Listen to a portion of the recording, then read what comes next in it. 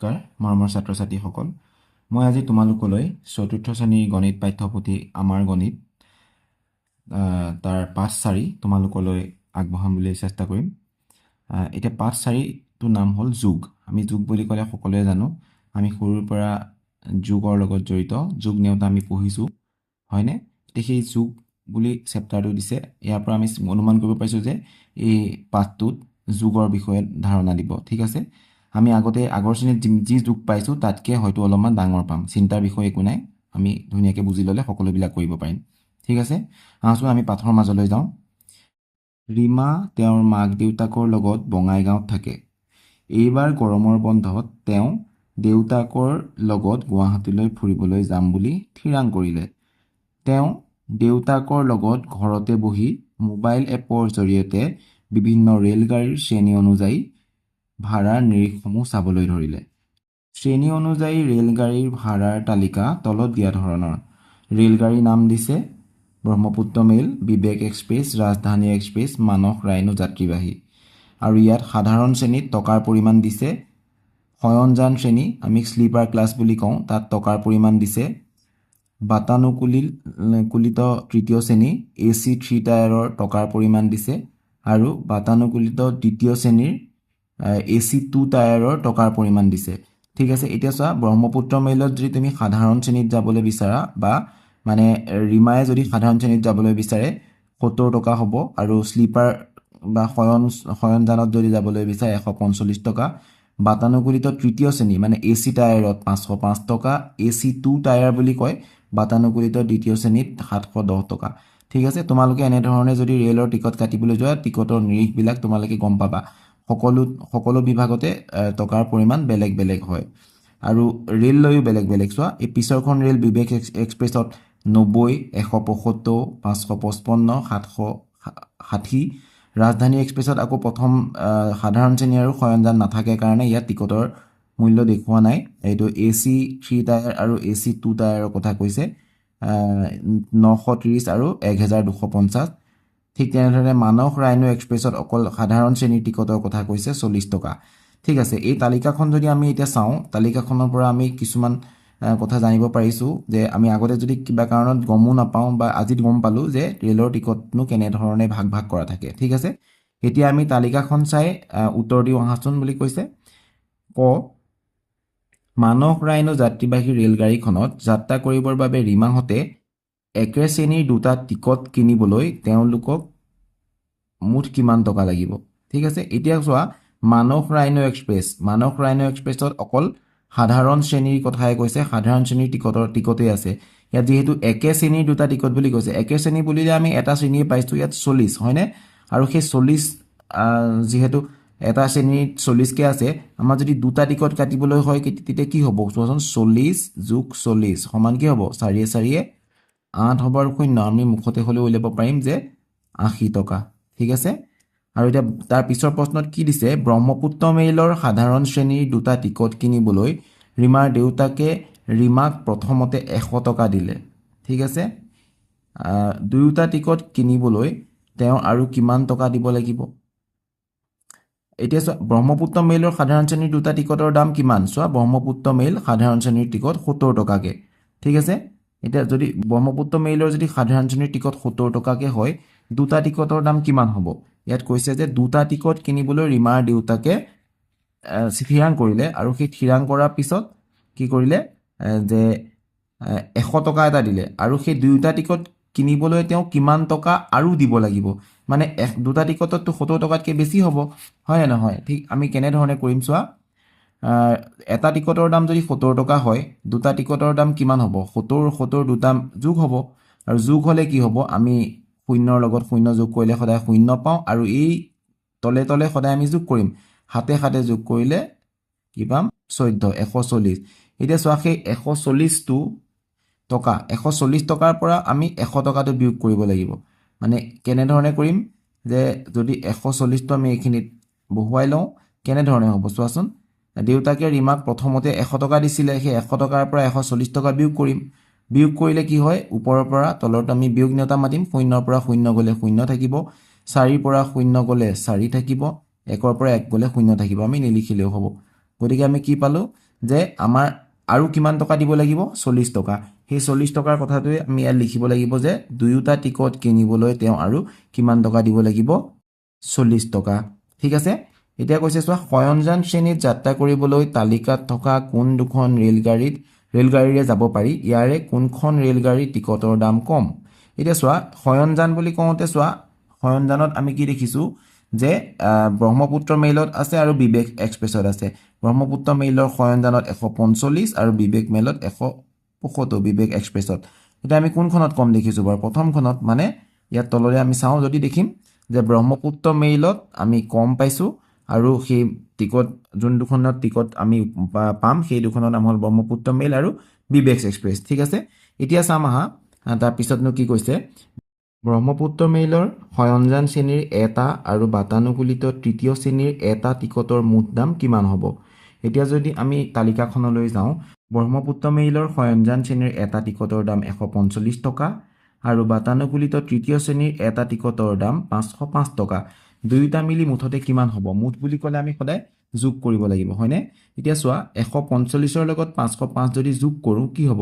আমি ওপৰতো 5 তলতো 5 আমি এককৰ ঘৰতো প্ৰথমতে যোগ কৰিব লাগে তেতিয়া আমি কি কৰিম যোগ নেওতা মাতিম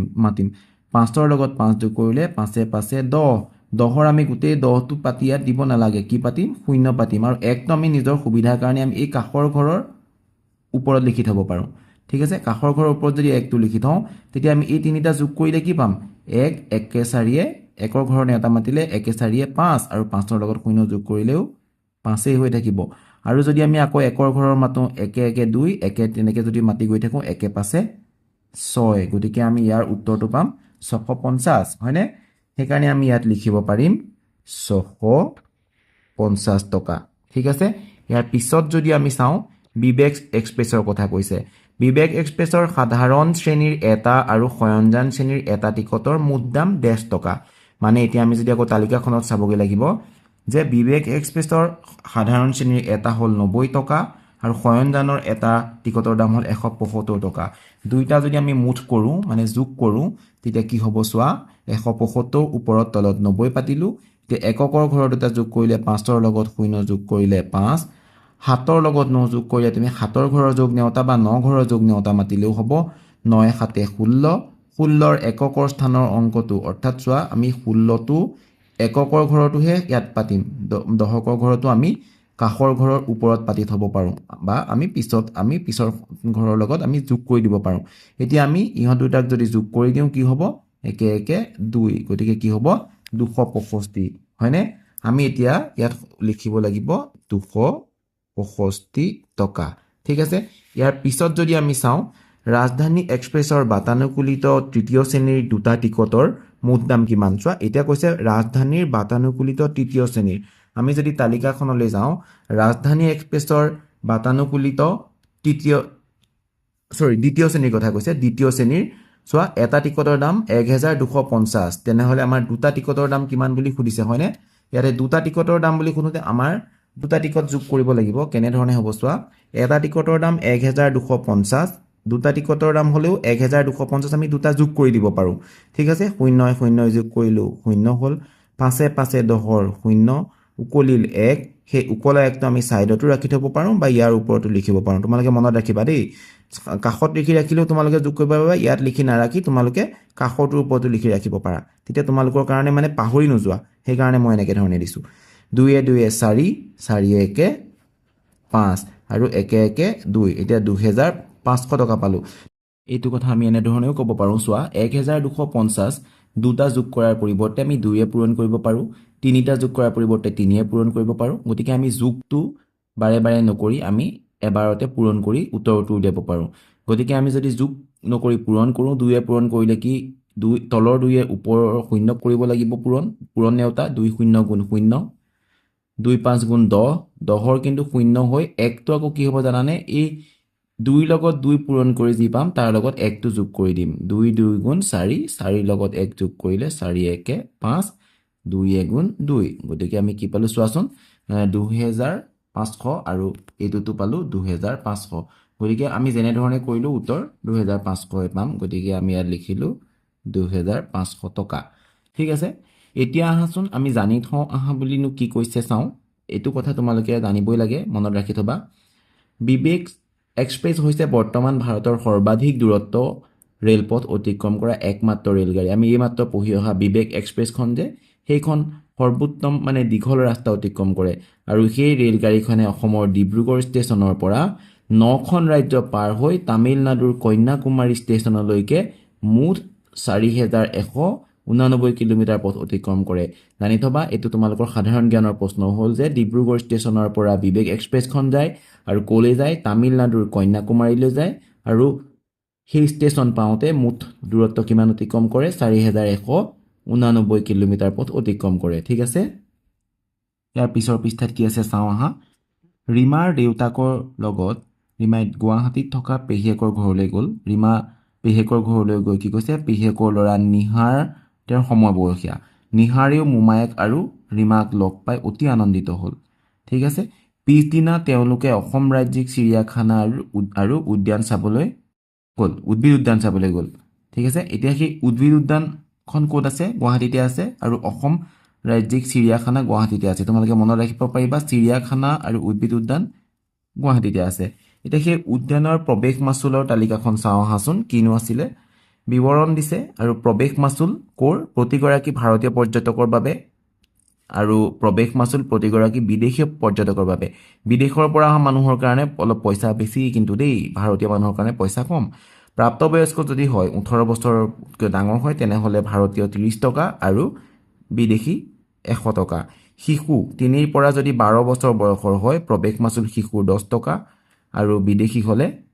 30 টকা। শিশু 3 বছৰৰ তলত হ'লে বিনামূলীয়া, আৰু বিদেশীও যদি 3 বছৰৰ তলত হয় বিনামূলীয়া। ৰাজ্যিক চিৰিয়াখানাত প্ৰৱেশ কৰিবলৈ ৰীমাহঁতৰ কিমান টকা খৰচ হ'ব চাওঁ আহা। ৰীমাৰ বাবে 10 টকা, নিহাৰৰ বাবে 10 টকা, দেউতাকৰ বাবে 30 টকা। মুঠ কিমান টকা খৰচ হ'ব, মানে সংখ্যা ৰেখাৰ সহায়ত গণনা কৰিব দিছে। চোৱা, এই সংখ্যা ৰেখাত 0, 10, 20, 30, 40, 50, 60 এনেধৰণে বনোৱা আছে। ৰীমাৰ বাবে যদি 10 গ'ল, আমি 10লৈকে জাপ মাৰিলোঁ। আকৌ নিহাৰৰ বাবে 10, গতিকে আমি আৰু এটা 10 জাপ মাৰিলোঁ, 20 পালোগৈ। ইয়াৰ পিছত দেউতাকৰ যিহেতু 30, আমি ইয়াৰ পৰা 10, 20, 30 একেলগে এটা জাপ মাৰিলোঁ, 30 গৈ পেলাই আমি 0ৰ পৰা ক'ত পালোঁ, 50। গতিকে মুঠ পইচা খৰচ হ'ল 50। ইয়াক যদি আমি যোগ চিন দি লিখোঁ, যোগ চিন ব্যৱহাৰ কৰি লিখিলে 10 + 10 + 30 = 50। মুঠতে 50 টকা খৰচ হ'ল। এতিয়া সেই খৰচ স্থানীয় মানৰ সহায়ত যোগ কৰি দেখুৱাইছে। দশক আৰু একক, একক সোঁফালৰ আৰু দশক বাওঁফালৰ ঘৰ, আৰু সোঁফালৰ ঘৰ আৰু বাওঁফালৰ ঘৰত 10টো কেনেধৰণে বহাইছে চোৱাচোন। একৰ ঘৰত 0, দশকৰ ঘৰত 1, আকৌ নিহাৰৰ 10 টকাটো তেনেধৰণে, দেউতাকৰ 30 টকাটো তেনেধৰণে বহুৱাইছে। এতিয়া এককৰ ঘৰত 3টা 0 যোগ কৰি 0 পালে, আৰু ইয়াত 1 1 2, 2 3 5, মুঠেই 50। ঠিক আছে, আমি এনেধৰণে যোগ কৰিব লাগে। হয়, এতিয়া আমি তাৰ তলত কি আছে চাওঁ আহা। চিৰিয়াখানা চাই আহি তিনিওগৰাকীয়ে কুঁহিয়াৰৰ ৰস খালে। ৰীমা আৰু নিহাৰ দুয়ো 35 টকা দৰৰ এগিলাচকৈ, আৰু দেউতাকে 20 টকা দৰৰ এগিলাচ ৰস খালে। ৰীমা আৰু নিহাৰে 35 টকা দৰত এগিলাচকৈ খালে, আৰু দেউতাকে 20 টকা দৰৰ এগিলাচ ৰস খালে। ঠিক আছে, তেওঁলোকে দোকানীজনক কিমান টকা দিলে চাওঁ আহা। এতিয়া তোমালোকক একক, দশক আৰু এইফালে একক, দশক দুটা একক দশক দিছে। কিয় জানানে? এই চোৱা, তোমালোকে এই মাজৰ 3 ঘৰ চাবা। এই মাজৰ 3 ঘৰত তোমালোকক সেই আগৰ যোনটো ৰীমাহঁতৰ 35 টকা দৰত যিহেতু খাইছিলে, 35 দুটা আছিলে, সেইকাৰণে চোৱা 35 এককৰ ঘৰত 5, দশকৰ ঘৰত 3, তেনেধৰণৰ তেওঁলোকৰ কুঁহিয়াৰৰ ৰস 35 হ'ল, আৰু দেউতাকৰ কুঁহিয়াৰৰ ৰস 20 টকা হ'ল। ইয়াক কেনেধৰণে যোগ কৰিব পাৰি চোৱা। আমি এই 3টা যদি আমি যোগ কৰোঁ, কি হ'ব? 5 × 5 = 10, 10টো আমি গোটেই নিলিখোঁ, 10ৰ 0 লিখিম, 10টো লিখিম কাষৰ ঘৰৰ ওপৰত। ঠিক আছে, সেইটো ঠিক তেনেধৰণে চোৱা, ইয়াত 5 আছিলে, 5 × 5 = 10, সেই 10টো আমি ওপৰলৈ লৈ গুচি যাম, ইয়াৰ 0টোহে থাকিব। ইয়াক তাৰপিছত আমি কি কৰিম, এই 3 3 2, 3 3 কি হ'ব, 6 6 2 8, 8ৰ লগত এই 1টো লগ লাগি হ'ব 9, গতিকে আমি 9 0 90। ঠিক আছে, ইয়াতো ঠিক তেনেধৰণে 10 20 30 40 50 60 70 80 90, এই গোটেইখিনি লগ লগাই আমি তলত 90 পাম। ইয়াক তোমালোকক ব্লক দি বুজাইছে, কালাৰিং ব্লক দি পেলাই বুজাইছে, আৰু ইয়াত তোমালোকক যোগ কৰিবলৈ শিকাইছে। ঠিক আছে, ইয়াত এই 1টো যিহেতু ওপৰলৈ গুচি গৈছে, ইয়াত আচলতে 9 আৰু 0 আছে, সেইকাৰণে তেওঁলোকে মুঠ 90 টকাৰ কুঁহিয়াৰ ৰস খালে বুলি আমি ক'ব পাৰিম। ঠিক আছে, তোমালোকে এই ব্লক দি পেলাই নিজে হাতে কামে কৰি চাব পাৰিবা ঠিক আছে ইয়াৰ পিছৰ পৃষ্ঠাত কি আছে চাওঁ আহাচোন স্থানীয় মানৰ সহায়ত যোগ কৰোঁ আহা বুলি কৈছে স্থান মানে একক আৰু দশকৰ স্থান দেখুৱাইছে আৰু এককৰ স্থানত 7 দিছে দশকৰ স্থানত 4 মানে 47টোক আমি এনেধৰণে লিখিব পাৰোঁ আৰু তাৰপিছত দশকৰ স্থানত 2 এককৰ স্থানত 2 মানে 32 আৰু এককৰ স্থানত 1 দশকৰ স্থানত 2 মানে 21 এইকেইটা আমি যোগ কৰিব লাগে একেধৰণে আগৰ ধৰণে যোগ কৰোঁ যদি কি হ'ব 7ৰ ঘৰৰ 9টা মাতিলে 7 7 2 9 9 লগত 1 লগালে 9 1 10 সম্পূৰ্ণ 10টো আমি ইয়াত নবহাওঁ ইয়াত বহুৱাম 0 এই বাওঁ একক যোনটো আমি দশকৰ ঘৰৰ 1টো সেই 1টো আমি ইয়াৰ দশকৰ ঘৰত ওপৰত আমি বহুৱাই দিম আৰু এই গোটেইকেইটা আমি যোগ কৰিম ঠিক আছে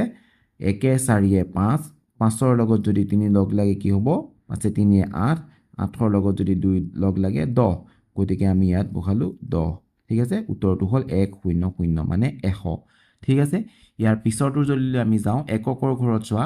3 7 5 3 7 10 10 5 15 15ৰ আমি ইয়াত 5 বহুৱাম 1টো আমি দশকৰ ঘৰৰ ওপৰত বহুৱাম এতিয়া সেই আমি 4টা যদি যোগ কৰোঁ কি হ'ব 1 1 4 5 5ৰ লগত 3 লগ লাগিলে 5 3 8 8 1 9 এতিয়া হ'ব উত্তৰটো 9 10 5 95 ঠিক আছে এতিয়া ইয়াত চোৱা তোমালোকক একক দশক শতক 3 ঘৰ মান দিছে স্থানীয় মান আৰু এককৰ ঘৰত 2 3 4 আমি তিনিটা যদি যোগ কৰোঁ কি হ'ব 2 3 5 5 4 9 গতিকে আমি এককৰ ঘৰৰ উত্তৰটো পালোঁ 9 ইয়াত একো উকলা নাই গতিকে আমাৰ একো ভাবিবলগীয়া নাই আমি ইয়াৰ ওপৰলৈ একো আনিব নালাগে ঠিক আছে এতিয়া আমি 4 1 3 এই তিনিটা দশকৰ ঘৰত আছে যদি যোগ কৰোঁ কি হ'ব 4 1 5 5 3 8 ঠিক আছে এতিয়া আমি শতকৰ ঘৰৰ তিনিটা চাওঁ 3 3ৰ লগত 5 3 5 8 8ৰ লগত 1 লগ লাগিলে হ'ব 9 ঠিক আছে এতিয়া চাওঁ আহাচোন আজৰি পৰত ৰীমা আৰু নিহাৰে 110 আৰু 1 কাৰ্ড কিছুমান লৈ খেলিবলৈ বহিল এতিয়া নিহাৰক কৈছে নিহাৰ এই কাৰ্ডখিনিয়ে তুমি 432 সংখ্যাটো সাজিব পাৰিবানে নিহাৰে কৈছে হয় পাৰিম মোক 4খন 100 কাৰ্ড 3খন 10 কাৰ্ড আৰু 2খন 1 কাৰ্ড দিয়া চোৱা 4খন 100 1 2 3 4 400 হ'ল 1 2 3 তিনিটা 10 লাগি 3 10 হ'ল 400 মানে আমি এনেকৈ লিখিব পাৰোঁ 3 10 মানে 30 হ'ল আৰু 1 কাৰ্ড লাগিব কেইখন 2খন 1 1 থকা 2 2 1 মানে 2 এতিয়া আমি এই তিনিওটা যদি যোগ কৰোঁ আমি কি পাম 432 ঠিক আছে এতিয়া বঢ়িয়া সাজি দেখুৱাৰ পিছত কৈছে বঢ়িয়া এতিয়া ময়ো এটা সংখ্যা সাজিম ধন্যবাদ ৰীমা তুমি 384 সংখ্যাটো সাজা 300 বুলি কওঁতে আমি কি কৰিলোঁ চোৱা 100ৰ 3খন দিলোঁ 300 আৰু 8 10 4 84 দশকৰ ঘৰত যিহেতু 8 আছে আমি 80 বনাব লাগিব 8খন 10 8খন দিম 1 2 3 4 5 6 7 8 8 10 তাৰপিছত যদি আমি চাওঁ এককৰ ঘৰত 4 আছে গতিকে 1 4টা 1 2 3 4 ইয়াক আমি 4 1 বুলি ক'লোঁ এককৰ ঘৰত 4 আহিলে এতিয়া আমি 380 আৰু 4 384 ঠিক আছে আমি এনেধৰণে সজাব পাৰোঁ ইয়াৰ পিছৰ পৃষ্ঠাত কি কৈছে আমাৰ কাৰ্ডবোৰৰ সংখ্যাবিলাকৰ যোগফল কিমান পাম চাওঁ আহা এতিয়া যোগফল কেনেধৰণে উলিয়াই আমি ইতিমধ্যে যোগ কৰিবলৈ শিকিছোঁ দুটা সংখ্যা তিনিটা সংখ্যাৰ মানে একক দশক শতকলৈকে যাব এতিয়া সংখ্যা দুটা কি আছিলে 432 আৰু 384 সেই 432ত 100 আছিলে 4 ইয়াত 100 আছিলে 3 10 আছিলে 3 10 আছিলে 8 হয়নে ঠিক তেনেধৰণে 1 আছিলে 2 আৰু 1 আছিলে 4 এই ঠিক এইখিনিক যদি আমি এই কাৰ্ডখিনি যোগ কৰিবলৈ চাওঁ কি হ'ব চোৱা ইয়াত 10 কাৰ্ড যদি 10খন লগ লাগে 100 হ'ব আৰু সেই 100টো আমি বাওঁ দিশে বা শতকৰ ঘৰলৈ যিহেতু 100ৰ স্থান শতকৰ ঘৰত শতকৰ ঘৰলৈ লৈ আহিম আৰু সেই শতকৰ ঘৰলৈ লৈ অহাৰ পিছত ইয়াত শতকৰ ঘৰত মুঠ 1 2 3 4 5 6 7 8 800 হ'ল সেইকাৰণে আমি শতকৰ ঘৰত 8 লিখিব পাৰোঁ ঠিক আছে তেনেধৰণে আমি লজিকেলি ভাবি পেলাই কৰিব পাৰোঁ ঠিক আছে তাৰপিছত চোৱা এককৰ ঘৰত 1 2 3 4 5 6 ছখন আছে গতিকে আমি ইয়াত 6 লিখিছোঁ ঠিক আছে দশকৰ ঘৰত থাকি গ'ল কি এখন থাকি গ'ল মাত্ৰ এটা 10 থাকি গ'ল গতিকে সেই এটা 10টোক আমি ইয়াত 1 বুলি লিখিব পাৰোঁ ঠিক আছে আৰু এনেধৰণে আমি কাৰ্ডখিনিৰ পৰা আমি যোগ নকৰাকৈ অনুমানিক তেনেকৈ যোগ কৰিব পাৰোঁ কিন্তু আমি শুদ্ধ ধৰণে যোগ কৰিবলৈ যদি যাওঁ এককৰ ঘৰৰ দুটা যোগ কৰিম 2 4 যোগ কৰিলে 6 পাম ঠিক আছে আৰু সেই 6ৰ পিছত আমি চাম যে 3 আৰু 8 যোগ কৰিলে আমি 11 পাম 11ৰ এককৰ ঘৰত আমি ৰাখিম কিন্তু দশকৰ ঘৰত আমি শতকৰ ঘৰলৈ লৈ গুচি যাম আমি পিছত এই তিনিটা যোগ কৰিম 1 4 5 5 3 8 এই 8টো লিখি দিলো গতিকে 816 ঠিক আছে ইয়াৰ আনুমানিক যোগফল হ'ব 816 আমি আসলে আনুমানিক বুলি ক'ব নোৱাৰো ই এটা শুদ্ধ যোগফল ঠিক আছে এতিয়া স্থানীয় মানৰ সহায়ত যোগ কৰো আহা স্থানীয় মান ব্যৱহাৰ কৰি আমি শতক একক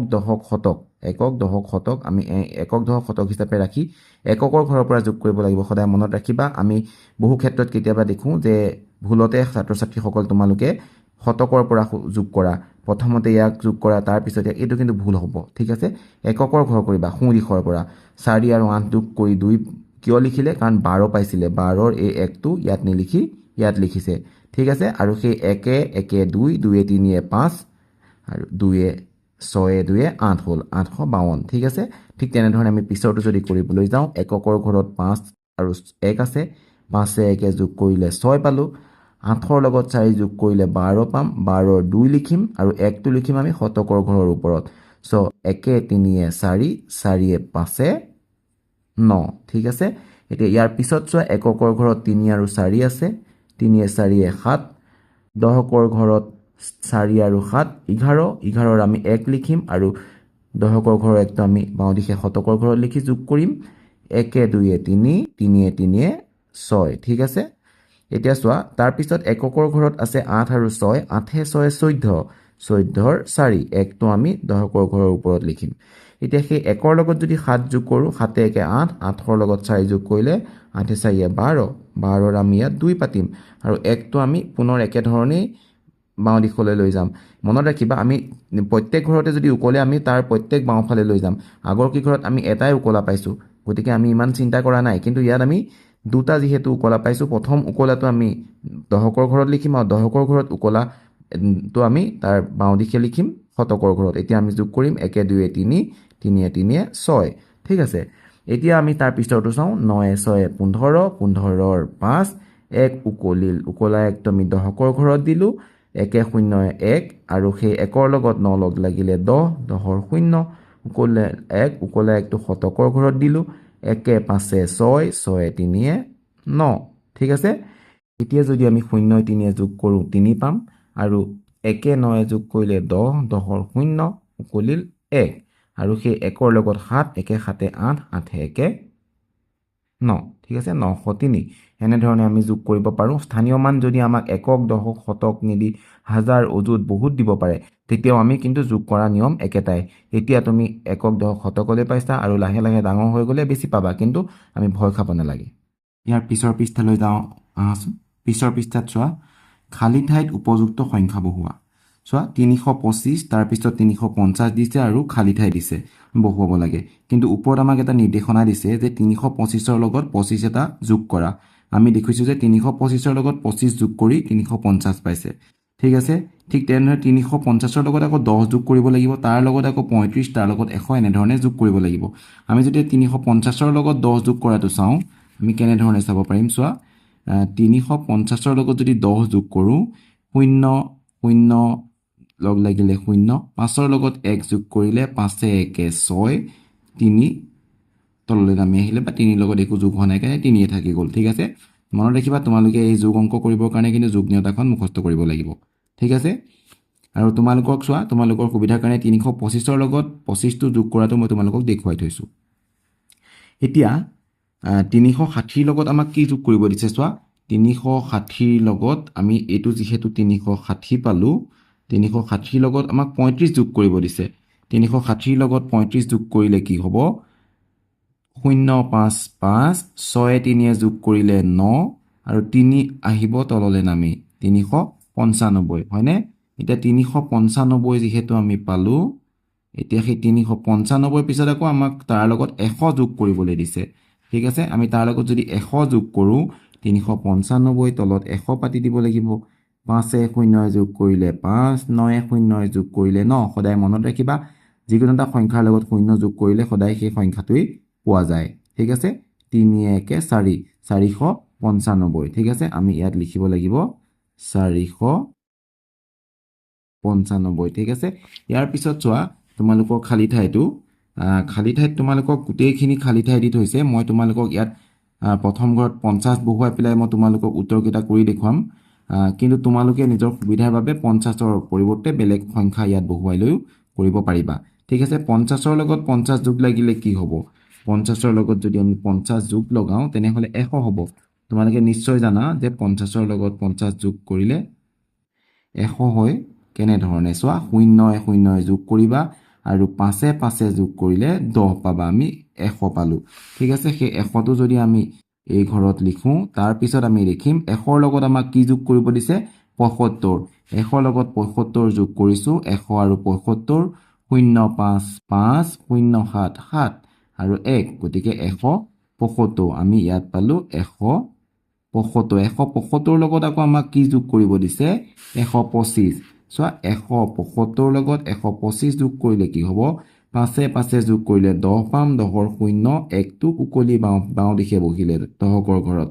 7 1 8 8ৰ লগত 2 লগ লগালে আকৌ 10 পাম 10ৰ 0 ইয়াত 1টো বাওঁ দিশে ওপৰত বহিলে 1 1 2 2 1 3 মোৰ উত্তৰটো ওলালগৈ 300 হয়নে আমি ইয়াত এতিয়া 300 লিখিব পাৰিম তাৰ পিছত কৈছে 300ৰ লগত আকৌ কি যোগ কৰিব দিছে 200 গতিকে 300ৰ লগত যদি আমি 200 যোগ কৰোঁ 0 হ'লে 0 যোগ কৰিলে 0 হ'ব 0 যোগ কৰিলে 0 আৰু 3 লগত 2 যোগ কৰিলে 3 2 5 উত্তৰ ওলালে 500 গতিকে শেষৰটোৰ উত্তৰ হ'ব 500 ঠিক আছে ইয়াৰ পিছত কি কৈছে চাওঁ হা ঠিক একেধৰণে তোমালোকক কি কৈছে চোৱা এটা নিগনিয়ে জাপ মাৰিছে ক'ৰ পৰা ক'লৈ 653ৰ পৰা 100 জাপ মাৰি এইটো ঘৰ পাইছেগে এইটো চুঙা ইয়াত 653ৰ লগত যদি আমি 100 যোগ কৰোঁ কি হ'ব চোৱা 653 আৰু তলত 100 3 লগত 0 3 5ৰ লগত 0 5 আৰু 6ৰ লগত 1 যোগ কৰিলে 6 1 7 গতিকে 753 আমি ইয়াত লিখিব পাৰিম 753 ঠিক আছে ইয়াৰ পিছত কি আছে চোৱা 753ৰ লগত আকৌ আমাক 50 যোগ কৰিব দিছে 50 যদি আমি যোগ কৰোঁ 753ৰ লগত কি হ'ব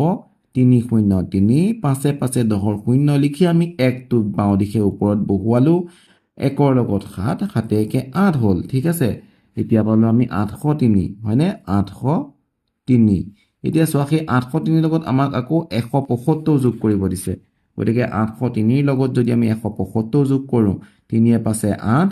হ'ল আৰু এই 0 7 7 8 1 9 978 978 পালো ইয়াৰ পিছত তোমালোকক কি দিছে চোৱা ইয়াৰ পিছৰটো কিন্তু মুখতে ওলাব বুলি কৈছো বৰ সহজ দিছে চোৱা মাত্ৰ দশকৰ ঘৰ আৰু এককৰ ঘৰৰ কিটা শূন্যই আছে শতকৰ ঘৰটো পৰিৱৰ্তন কৰি দিছে দশকৰ ঘৰ আৰু এককৰ ঘৰ একে আছে শতকৰ ঘৰ পৰিৱৰ্তন কৰি দিছে মানে 7ৰ লগত 1 যোগ কৰিছে 8 হৈছে মানে 700ৰ লগত 100 যোগ কৰি 800 পাইছে 800ৰ লগত যদি 100 যোগ কৰি দিয়ে এই 8ৰ লগত 1 যোগ কৰিলে 9 হ'ব আৰু বাকী 0 900 আৰু সেই 9ৰ লগত যদি 1 যোগ কৰি দিয়া তুমি 10 পাবা আৰু দুটা 0 গতিকে 1000 আৰু সেই 1000ৰ লগত চোৱা 1100 এটা বাঢ়ি গ'ল প্ৰত্যেকবাৰতে 100 কে বাঢ়িছে 700 800 900 1000 আৰু 1100 বা 1100 ঠিক আছে ঘৰলৈ ঘূৰি আহোঁতে ৰীমাৰ দেউতাকে 210 টকাৰে 1 কিলোগ্ৰাম আপেল আৰু 185 টকাৰে 3 কিলোগ্ৰাম আম কিনিলে ফল মূল কিনোতে মুঠ কিমান খৰচ কৰিলে অনুমান কৰোঁ আহা বুলি কৈছে এইবাৰ অনুমান কৰিবলৈ দিছে ইয়াত 210 আৰু 185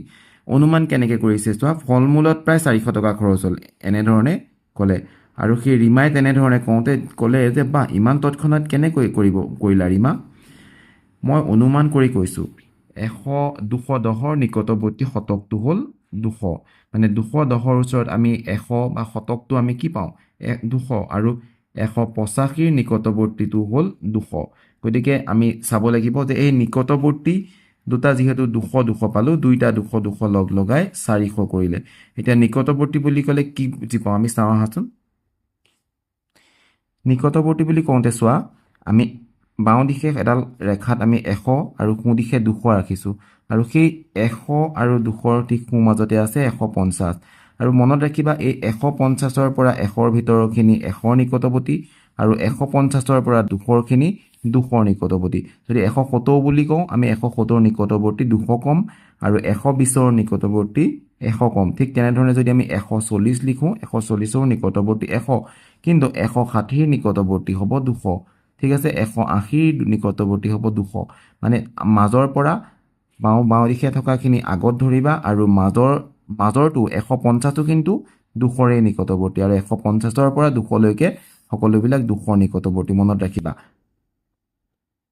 এতিয়া চোৱা তলৰ সংখ্যাবোৰ নিকটৱৰ্তী শতকত আনুমানিক যোগ কৰি প্ৰকৃত যোগফলৰ সৈতে তুলনা কৰা তোমালোকক সংখ্যা দিছে 325 210 ইয়াক যোগ কৰিছে 5 2 1 3 3 2 5 ইয়াত পালে 535 নিকটৱৰ্তী শতক চোৱা 325ৰ নিকটৱৰ্তী শতক কাৰণ 350ৰ আগত হ'লে নিকটৱৰ্তী শতক 300 হ'ব 210 হৈছে গতিকে নিকটৱৰ্তী 200 আৰু ইয়াক যদি যোগ কৰা 0 0 আৰু 3 2 5 মানে তুমি 535 আৰু 500 পালা ইয়াৰ ভিতৰত ডাঙৰ কোনটো ডাঙৰ ফালে মুখখন এনেকে মেল খুৱাই থবা ঠিক আছে ইয়াত যেহেতু খালী ঠাইটো তোমালোকক ডাঙৰ কোনটো সৰু কোনটো তুলনা কৰিবলৈ দিছে ঠিক আছে এতিয়া চাওঁ আহাচোন 291 নিকটৱৰ্তী কি হ'ব বাৰু ই একেবাৰে 300ৰ নিচেই কাষত গতিকে ইয়াৰ নিকটৱৰ্তী 300 510ৰ নিকটৱৰ্তী 500 কাৰণ 10টো 5ৰ পৰা মুঠে 10 হে বেছি এতিয়া যদি আমি যোগ কৰোঁ ইয়াত আমি 1 0 1 পাম 9 1 যোগ কৰিলে 10ৰ 0 1 যদি উকলি থাকে ইয়াত বহুৱাম 2 1 3 3 5 8 ইয়াত পালো আমি 801 আৰু এতিয়া যদি আমি যোগ কৰোঁ 0 0 5 3 8 এতিয়া ইয়াত আছে 801 ইয়াত আছে 800 গতিকে ইয়াত 1 এটা বেছি পাইছোঁ গতিকে বেছি থকাৰ ফালে মুখখন মেলি থম তোমালোকক এইখিনিতে মই এটা কথা মনত পেলাই দিব বিচাৰিছোঁ বা চাবাচোন এই মুখখন মেলি থওঁ মানে আচলতে মই তোমালোকক যদি মনত ৰাখিবলৈ কওঁ যে চোৱা এই জুংটো ফালে সৰুটো থাকিব আৰু এই জুংটো নাথাকি মেল খাই যদি থাকে সেইফালে ডাঙৰটো থাকিব ইয়াক তোমালোকে এনেকৈও ভাবিব পাৰা চোৱা এটা চৰাই আছে ঠিক আছে বা মাছ আছে কিবা এটা আছে আৰু মুখখন মেলি আছে মেলি থকা চাইডটো ডাঙৰখন বুলি ভাবিবা মানে মুখখন মেলি আছে আৰু মুখ মেলি থকা মানে মেলি থাকিলে ডাঙৰটো ফালে মুখখন মেলি থাকিব ডাঙৰ বস্তুটোৱে বা চৰাইটোৱে মাছটোৱে খাওঁ বুলি ভাবিব তোমালোকক এটা মই লজিক মনত ৰাখিবৰ কাৰণে কৈছোঁ তোমালোকে মনত ৰাখিব পাৰিবা ঠিক আছে এতিয়া চোৱা সংখ্যা 167 ইয়াৰ নিকটৱৰ্তী তোমালোকক দি থৈছে 200 আৰু 233ৰ নিকটৱৰ্তী দি থৈছে নিকটৱৰ্তী যদি যোগ কৰোঁ 0 0 যোগ কৰিলে 0 হ'ব 2 2 যোগ কৰিলে 400 ইয়াক 7 3 যদি আমি যোগ কৰোঁ 10 10ৰ 0 উকলিল 1 6 1 7 7 3 10 আকৌ উকলিল 1 ইয়াক আমি আকৌ ইয়াৰ ওপৰত বহুৱালোঁ 1 1 2 2 2 4 এতিয়া দেখিলোঁ 2 দিশে সমান পালোঁ গতিকে আমি ইয়াক তুলনা কৰোঁতে সমান চিন ব্যৱহাৰ কৰিম ঠিক আছে এতিয়া চোৱা নিকটৱৰ্তী সংখ্যা 375 কি হ'ব ই 400ৰ একেবাৰে ওচৰত গতিকে আমি 400 ইয়াৰ নিকটৱৰ্তী হ'ব 350তকৈ যদি ডাঙৰ হয় মনত ৰাখিবা 50তকৈ যদি ডাঙৰ হয় বা 50 হয় তেনেহ'লে আমি 400ৰ ফালে গুচি যাম আৰু যদি 50 বা 50তকৈ সৰু হয় আমি 300ৰ ফালে গুচি আহিম 400ৰ ফালে গুচি গ'লোঁ এবাৰ আৰু 295 চোৱা 295 50তকৈ ডাঙৰ গতিকে আমি 300ৰ ফালে গুচি যাব লাগিব ঠিক আছে ইয়াক আমি 300 বুলি ধৰিলোঁ নিকটৱৰ্তী যদি যোগ কৰোঁ 0 0 যোগ কৰিলে সদায় 0 পাওঁ 4 লগত 3 যোগ কৰিলে আমি 7 পালোঁ এতিয়া চোৱা 5 5 10ৰ 0 উকলা 1 ইয়াত লিখিলোঁ 7 1 8 আৰু 8 9 হ'ব কিমান 17 হয়নে 17ৰ 7 উকলিল 1 আৰু সেই 1 3 4 4 2 6 এতিয়া ইয়াত তুমি ডাঙৰ কোনটো দেখিলা 7 আৰু এফালে 6 আছে শতকৰ ঘৰত গতিকে 700ৰ ফালে মুখখন মেল খাই থাকিব ঠিক আছে আৰু যদি কিবা তোমালোকৰ জানিবলগীয়া থাকে সুধিবা মই তোমালোকক এইখিনিলৈকে এই ভিডিঅ'টোত জনালোঁ পাৰ্ট 2ত ইয়াৰ পিছৰখিনি তোমালোকক মই বুজাবলৈ চেষ্টা কৰিম আৰু কিবা বিশেষ নাজানিলে কমেণ্ট যোগে জনাবা যিমান পাৰোঁ মই সহায় কৰিবলৈ চেষ্টা কৰিম ধন্যবাদ